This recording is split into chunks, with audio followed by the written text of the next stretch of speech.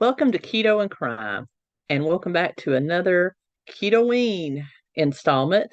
We've been cranking them out pretty heavy this Halloween season, and I have thoroughly enjoyed it.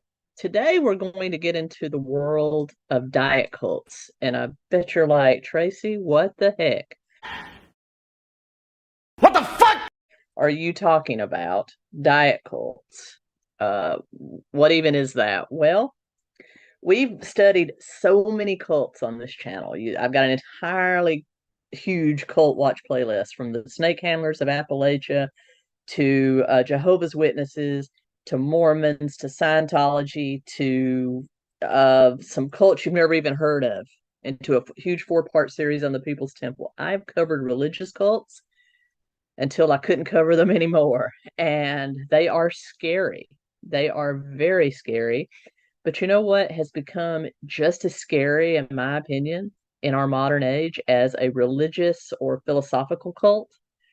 That is diet cults. You see them all the time, from really weird people like the Liver King and Freely and Durian Rider on webs here on YouTube, spouting what can only be construed as utter nonsense. Hello, dude. Send your mom and daddy out of the room. About the very niche way they choose to eat, and talking about how it is the best and the only way, the way nature intended, the way God intended us to eat. Well, I got news for you, people. Every single way can't be the way we were intended to eat. So, what I have done is gone through and done a lot of research on many of the diets, which, in my opinion, are the most extreme and the most cultish. That is, the people will come after you if you say a word about their way of eating. And I thought it would be fun to treat them just like any other cult. So let's dive in, shall we? And also, if I happen to name a diet that you currently follow, uh, and call it a cult, please don't hate me. I'm not saying that you are cultish about it. I'm just saying in general, they tend to be the most cultish in the genre of being extreme about eating. So the first one we're going to get into is the paleo diet. This is essentially a diet that follows what they think Paleolithic man, that is humans, ate. It was first popularized in the 1970s. It encourages the consumption of foods that ancient humans are thought to have eaten thousands of years ago, before the dawn of modern agriculture. So you're thinking, roots like potatoes, turnips, carrots, seeds, that's pretty self-explanatory, fruits, fish, games, and anything that a person had to go out and hunt, gather, or could grow on a very small scale. So this is before modern agriculture, where we had wheat and wheat abundance. And the most of the people that follow this diet are in Western society. So they really look at fossils and human remains in the Western culture to set up their diet. But what this diet kind of leaves out is ancient cultures that were not in the West, that were in the East, that might have had a very different type of diet.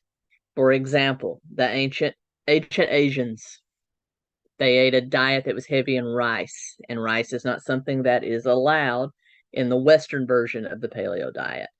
The native Alaskans and people that lived around the Arctic ate nothing but meat and fat because there was nothing else available. Again, that would not be considered correct by this diet's definition. Now, the one thing that I will say about the paleo diet is that I think it gets one thing very correct, in that you should be cutting out as much processed foods as possible. So if you avoid those middle aisles of the grocery store, you're going to see a whole lot of benefits from that, because this does emphasize whole foods, you know, meats, fish, poultry, vegetables, fruits, berries, nuts. I mean, that's pretty much everything. You're going to cover all of the major macronutrients and micronutrients if you eat some of all that. So you're going to get your protein, your fat, your carbs, and then you're going to get all those very vital micronutrients from the plant life and from some of the animal products. So I think it gets that correct. Where I think they fall short is that people that are very cultish, and this type of eating often goes hand in hand with CrossFit, but that's an entirely different, with the functional movement. This is what our ancestors did, la di da di da, often goes hand in hand with that. Is that they become so precise about it that it disrupts normal life. And just like any other cult, you have to be careful about that. They literally will not touch anything that is not grass-fed, grass-finished, organic, certified ancient. I started my day with some homemade broth, and the fact that this is going to gross you guys out just brings me so much joy. I drink it while getting some morning sun. My new favorite soup. Any grains that they do eat have to be ancient grains. So very close to what our ancestors would have found. Well, most food that is grown today does not fit that bill. So if you are a paleo purist, you do not have access, unless you are very wealthy, you usually don't have access to things like ancient grains. I mean, it's very expensive. So you find yourself cut out from eating anywhere else but home, and that can affect your overall life. So I really think, even though this diet has some good points to it, it is very cultish in that. Makes it a very elitist type of diet, in my opinion. Then we're going to go next into a world that I am quite acquainted with. We're going to get into the low carb. Like this, the paleo diet takes the SAD or Canadian, the SAD or CAD, the standard American diet, the Canadian standard diet. It takes all of this and kind of turns it on its head and removes the processed foods, which, let's face it, we should be doing that. But it can be taken to an extreme. The next diet, but it does not eliminate any macronutrient. So you're getting carbs, you're getting protein, you're getting fat. So next we're going to go into an offshoot of this diet, two offshoots of this diet that do eliminate or tries to eliminate one whole macronutrient, and in the case of the other one whole food category. So the first one we're going to talk about is the keto diet. Now this takes the old low carb craze to a max, and by the name of my channel, I have a lot of experience with the keto diet. Basically, keto takes the old low carb trend, as we saw with Atkins from the 70s and 80s, and it turns it on its head. Basically, what you had was a group of doctors and scientists that were using this basically elimination diet, which eliminates all processed carbs and takes natural carbs down to the lowest possible amount that you need to sustain human function. And they were using that as a way to control seizures in patients that had seizure disorders such as epilepsy. And it was very, very successful in controlling seizures in people that had epilepsy. Their seizures were cut in half. Sometimes they were almost eliminated because they realized that it was the way the sugars and the things that they were eating, particularly if they were eating a heavily processed diet, that affected that center of their brain that caused seizures. And this was a way to stop that. And so these reports on what they called this ketogenic diet, and it, like I said, it was a low carb taken to a whole new level. It produced a state in the body known as ketosis, which, low carb did that too. In fact, any diet where you restrict calories does that. Your body will result to ketosis eventually. That is simply the burning of fat instead of sugar or carbohydrates for energy. So this pretty much, leapfrogs from, you're slowly eating less calories, and therefore all your glycogen stores are gone, and you're slowly dwindling down to no carbohydrates or not enough calories and no storage left, and then you will eventually turn to ketosis. However, this kind of wants to put you in ketosis immediately because it realized that when these people that had epilepsy ran off of fat instead of carbs, it controlled their seizures. And so people picked up on this. And a side effect of it was that you lost weight. It was easier to build muscle. And it also controlled your blood sugar, because blood sugar was a key component in what caused seizures. And so people would, kind of do that mainstay, kind of what Atkins did, but on a much more reduced scale. The first stage of Atkins, induction, was the keto diet. You took net carbs down to 20 grams or less. So basically just cruciferous vegetables, broccoli, cauliflower, green beans, that kind of thing. You were just eating, or salad. You were just eating meat and salad, or meat and very green vegetables. And during that first couple of weeks on the Atkins diet, it was to put you into ketosis, and then you could slowly add back in things like fruit and starchier vegetables.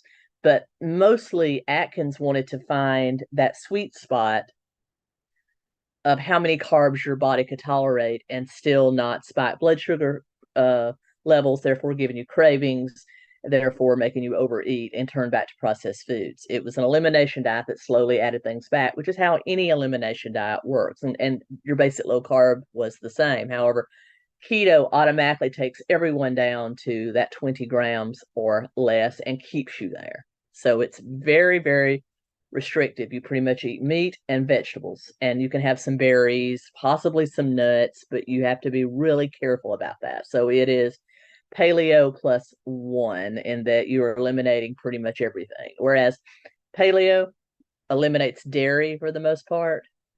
You are allowed to have dairy in the keto diet, even though dairy has been confirmed to give a lot of people issues.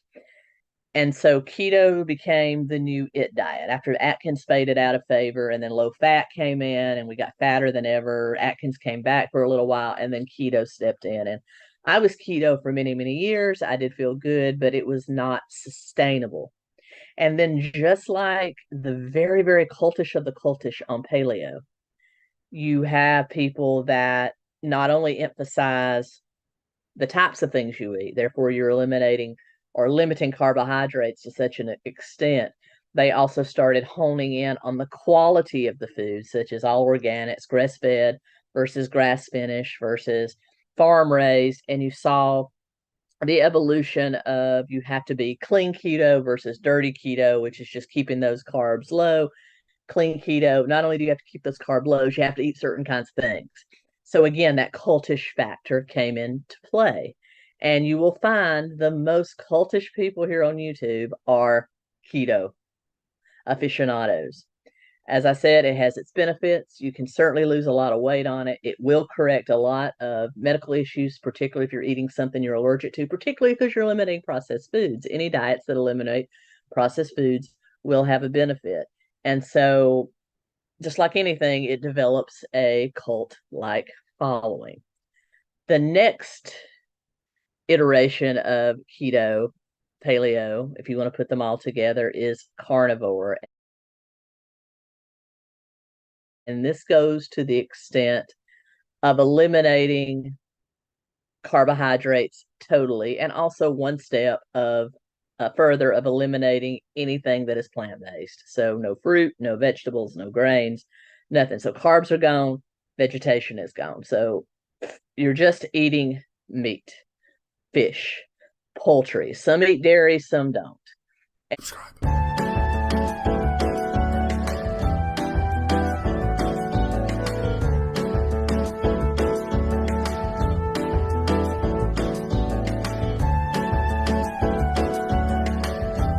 And you're literally only seasoning your food with like salt and pepper, whereas in the others you can have some low sugar condiments and things like that, but not here. Nothing from a plant. And the most extreme of these aficionados eat raw meat, or they eat only organ meat. And that's where we get into our crazy friend, the Liver King. Are you not entertained? Here's my number king. This how we're doing today. Come on! Oh, hell yeah. We got ourselves a black chip. You know what we're going for first? We got the liver! You were here long before the dinosaurs, and your living legacy will continue on through us. We honor you, brother. Let's get to work. Today, we, the alpha predator of the sea, the shark, to inherit the strength, performance, agility, to express our highest and most dominant form. I've never seen Chef Lionel. For dinner tonight, we have shark rock center. This is shark cooked with some cream, onions, garlic. With this, we have our shark liver and shark heart. It's the bottle of king. With every dinner, we're going to have our whole piece. And to finish everything off, we have our Liver King bar, now with more liver. Liver King Chef Lionel, out. Cheers. Liver King Chef Lionel asked for the head. I'm saving the head for him. But the fins are for me. And if you don't know why, you should. And there are others, but again, it is just taking it one step further. So all of the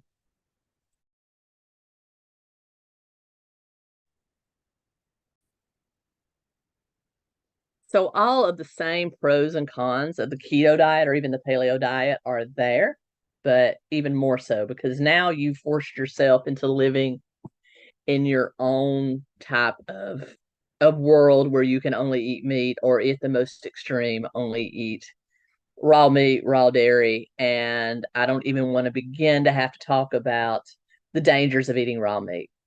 I mean, I love my steaks blue rare, but at least there is a sizzle that touches them that kills the bacteria. Eating raw meat is not healthy unless you are a true carnivore. That is, you're a big cat or a true bear, a true carnivore in nature. They have the stomachs for it. We don't. So there is another huge drawback, just to the point it's gross. I mean, even raw chicken is part of this, y'all. I just don't get it. And I tried carnivore for a while. I did. I thought, okay, well, this might help my GERD. This might help some other things I've got going on. And it did for a long time, but it's not sustainable. Neither keto nor this is sustainable. Of the three, paleo is probably the most sustainable because you're not eliminating a total food group or a total macronutrient. But on these, it's just not sustainable. You're eventually going to want a carb or a plant. And let's not even talk about scurvy. And I know a lot of important people have got on this diet, like the Petersons, Jordan and his daughter. And they evidently had great progress with it. But just like any elimination diet, where you take away things that are often known to be inflammatory, such as grains and nuts and some plants, you're going to see a benefit for that. You definitely are, but it's not sustainable for life. Just like Atkins, which in my opinion was an elimination diet, you took all that stuff away for 2 weeks and slowly started adding it back because there are things in there that you need. And so that is the problem with these low carb based cultish diets. All right, now we're going to go to the other side, the other gambit, and we're going to talk about plant-based diets. Everything we've talked about so far have either been omnivorous, such as paleo, or mostly animal-based, such as keto or carnivore. Now we're going to switch over and go over to the vegans, and you will never find a crazier group of people other than the carnivores online as you will those die-hard, if you eat meat, you're evil types of vegans. I follow one vegan, and her name is a natural vegan. Her name is 𝗠𝘂𝘂. She lives here in Tennessee. She is a great gal. I actually listen to a lot of her videos, and she makes a lot of good sense. If you haven't seen her, go over and listen to her. She is a vegan for ethical reasons, and I can respect that, though she's not an overbearing ass about it. And she says that you absolutely do not have to eat plant-based for health. I eat plant-based for ethical reasons. You can absolutely be an omnivore, keto, and have health benefits from it. She does not say that it is one way or the only way. And that's what a lot of the other diets I just talked about have in common. To the people that really propone them, they are the only way. And with a lot of the radical vegans, either because of ethics or health, often most of the time it's for ethics. They just don't want animals killed, and I can respect that. But I'm also a realist in that I know we're at the top of the food chain and that not everybody can stick to a plant-based diet long term. I think we can do what we do with meat a lot better, but they often tie in the health factor as a way of getting people over just because of their ethics. So what is a vegan diet? It is a diet that eliminates all animal products, pure and simple. This is not vegetarianism. Vegetarianism is a plant-based diet that does allow for dairy and eggs and sometimes even fish, even though there's a special name for that, into the diet. But they just avoid, cows, chickens, lambs, that sort of thing. And I was vegetarian. I was vegan for 3 years. I was vegetarian for 6 years. And again, it wasn't that I was having any ill effects from it, except that I was hungry a lot when I was a vegan, but I could have just been doing it wrong. Uh, I wanted something else, and I went back to an omnivorous diet. And I'm omnivorous today. I just eliminate as much processed food as I can. I eat whole foods whenever possible. I feel a lot better. So, but my diet's very heavy in fruit and vegetables. But they take it and they run with it as if it's health concern. Really, it's just trying to, in most cases, bring you over to their ethics. And basically, you eliminate even honey. Even though honey comes from a bee, it's considered animal products, even though a bee is technically an insect. Anyway, don't overthink it. So all that's eliminated, and there are different types. There's even a war within the vegan community of the type of veganism you wear. Veganism, standard American or Western veganism, is plant-based, no animal products. And that means you can have the whole array of plant or even chemical-based products. And that's where you get into a lot of the faux meats and faux cheeses and all of that wonderful stuff. And some of that stuff's good, I have to admit. And you eat cooked food, but then you also have those little niches, and these are the most sadistic when it comes to being cultish.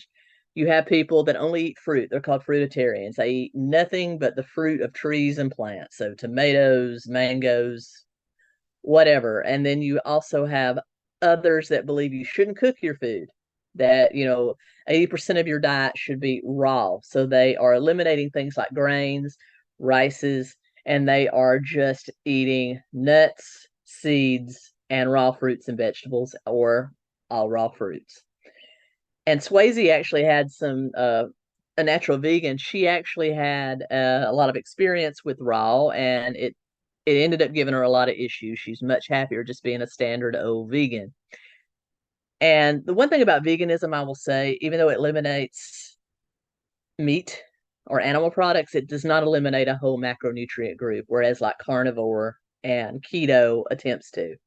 They not only eliminate, in the case of carnivore, a whole animal and whole category, they also eliminate a macronutrient category in carbs. Veganism, if it's done correctly, does not do that. You still get carbs, you get protein, you get fat, just in different ways. So it is a little more balanced, in my opinion, than, let's say, carnivore.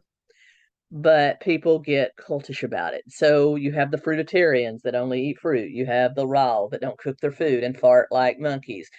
You have an offshoot of the fruitarians known as the 30 bananas a day. And this is where we get into maniacs like Freely. Welcome back to another episode. So today's video is actually fairly highly requested over the past year or so, since it's been kind of trending, this carnivore thing. 𝗙𝗂𝗋𝗄, I think her name is, who created this. Who only eat bananas, or bananas are the mainstay, and then they eat some fruit other than that, and maybe some greens and stuff like that, but they are sustained on just fruit or raw vegetation, nothing else. And I'm sure that maybe they've had good benefits if they're telling the truth about what they eat, but I'm always skeptical about that. Even though fruits and vegetables and nuts are wonderful, wonderful sources of micronutrients, I just think any diet that is that closed off is wrong. And I'm particularly talking about fruitarians, 30 bananas a day, or raw vegans. It just can't be good for you. I mean, we're not cows grazing out. I eat a certain amount of raw vegetables, but it's just, there's something wrong with that. If you're going to do veganism, do it right. Either be a vegetarian or be a traditional vegan, where you have a variety of foods, cooked and raw. And I think you'll be a much happier person. But as you can see here from some of the clips I put in, all of these people have issues. And so those are my final thoughts. What other types of diets have you seen where the people are very cultish about it? I've named the ones that I have come into contact with. They're even more cultish than the 𝗟𝗹𝗪 people, and you know my beef with them. But talk to me about paleo, keto, veganism, carnivore. Talk to me about other types of diets that you have seen evolve into some movement, that becomes almost a deity to the people that eat it. And so with that being said, I'm going to end this, what I thought was a cool little video. And until next time, you don't cry.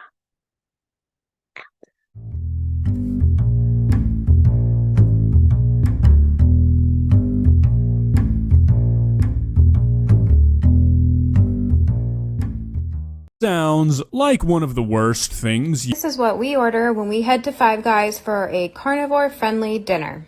It is much cheaper to order solo patties. They're only $2.10 each. My husband even got some free cheese on his. I get mine plain. They are really delicious. They don't add any salt, so you need to grab some packets and add it yourself. I always feel the need to eat burger patties with my bare hands, but it was super hot, so I grabbed a fork and I dug right in. So delicious. Go give them a try. Funnily enough, this is probably the most healthy thing we've seen them eat this entire video. Five Guys for a burger place is pretty good health-wise, for a burger place obviously, and there's no cheese and stuff, which I'm wondering, why is cheese conveniently included in a carnivore diet? Cheese is not meat. This does not really seem like a carnivore diet. This seems more like a I want to eat the tasty things diet. I love making these cheese wraps. They hold up really well, so you can meal prep and have a whole batch in your fridge. Fill them with your favorite fillings and roll it up. And to make it, I use 2 slices of cheese and toast it for about 5 minutes. All right, Courtney, so if you ever see this, I have a question. If you're really doing this for health, which you say you are, why would you eat this over, say, like a lettuce wrap with turkey and cheese on the inside? Do you think that this is healthier than that? And if so, how do you justify that? I'm really asking. And keto-friendly pizza. Add 3/4 of a pound of cooked chicken to a food processor. Add a large pinch of salt. I used a cheese blend, but you can use regular shredded parm. Add in 1/2 cup and 2 eggs. Blend it all up real good. This should be the consistency.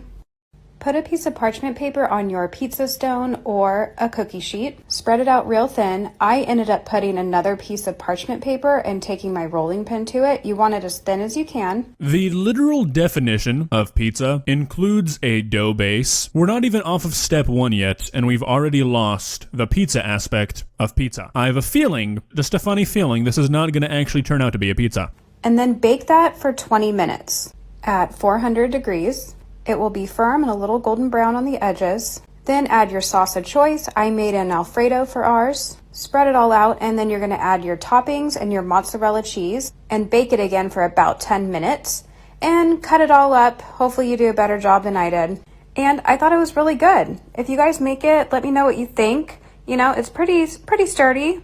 I think it gets the job done. Did I miss something in the 3rd grade when we were learning about the food pyramid? Is Alfredo sauce a type of meat? I mean, are there any actual restrictions to this diet, or is it just eat what I want and call it carnivore? At least vegans and vegetarians have actual lines they draw. I mean, you go through the trouble of not using bread, but then you bring in mozzarella cheese and Alfredo sauce? 2/3 of this dish is not meat. So I'm just gonna quickly wrap up my thoughts about all this. Courtney, once again, if you ever see this, this is not like an attack on you, because I don't think these are your ideas. You talked in some of your older videos that I watched that you've been watching videos and seeing all these TikToks about how being a carnivore is better, which I assume is why you decided to start trying to live this way. This is more of an issue of the people on TikTok who are spouting this nonsense. Is eating meat bad? No, of course it's not. Is eating nothing but meat bad? Yes, your body needs vegetables, your body needs greens. These are just things your body needs. I mean, nobody bats an eye when people say that vegetarians need meat. It's just the same. People who only eat meat need some spinach every now and then.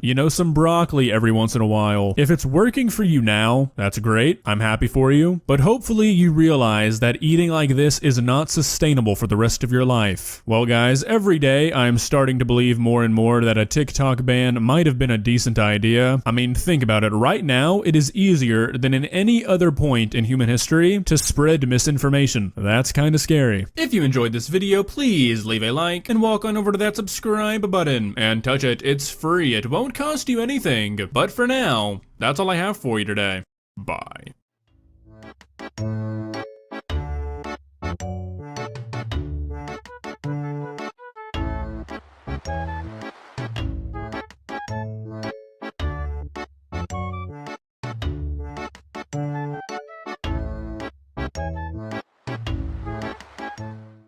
Subscribe.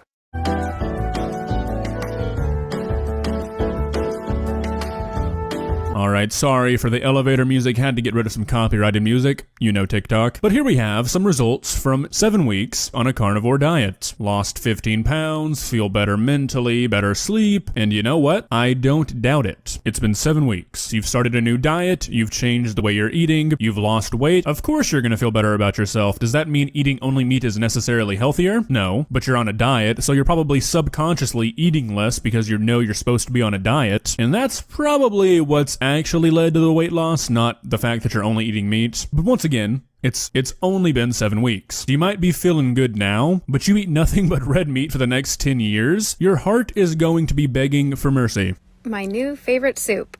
I cooked 1 pound of ground pork. I just seasoned mine with salt, but feel free to use a breakfast sausage. Drain out all that grease, and then I added this gelatinous homemade beef bone broth. I warmed that up a little bit so I could dump it in. I love the little blob. And stir it up, warm it up, then add in 1 cup of cream cheese. Add salt to taste. And I like to top my soups with a dollop of sour cream. I mean this in genuinely the nicest way I think I can mean it. I would not even allow this near my dogs, much less feed it to them. This is meat cereal, ma'am. Milk, ground beef, and sour cream with a little salt. That's